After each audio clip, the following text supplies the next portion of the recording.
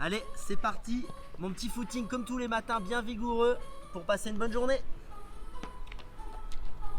C'est comme si tu venais de commencer le skate et que tu tentais directement de sauter au-dessus de 15 marches d'escalier.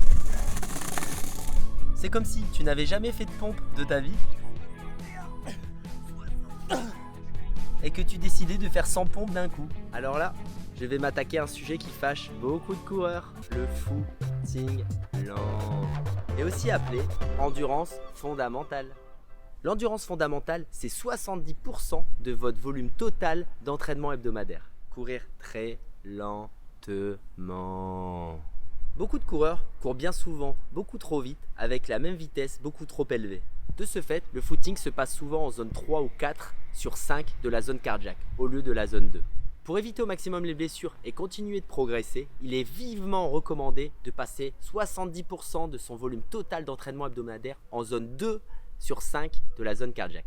Oui, j'ai bien dit 70% en zone 2. La zone 2 se situe dans la zone bleue, juste après la zone 1 de l'échauffement.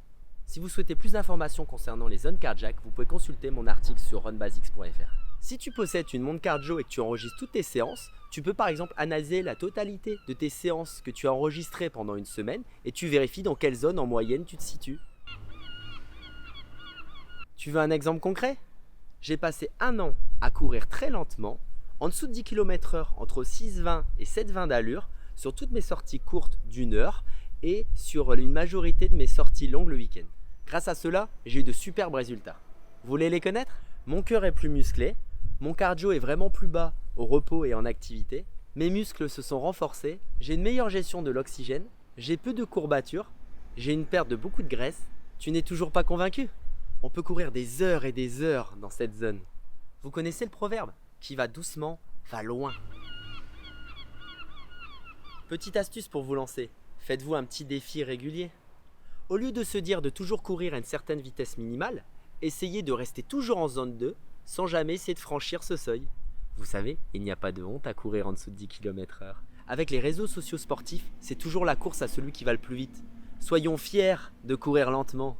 Et le comble dans tout ça, plus le cardio sera bas et plus vous aurez de la marge pour courir beaucoup plus vite.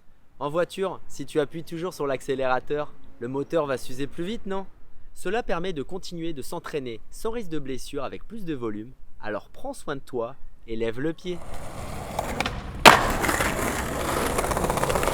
Étape par étape, on a le temps. Allez, c'est déjà fini pour aujourd'hui. Si tu souhaites plus de détails concernant le footing lent et les seuils cardiaques, je te conseille de regarder les articles sur runbasics.fr et je te dis à très bientôt pour une nouvelle astuce.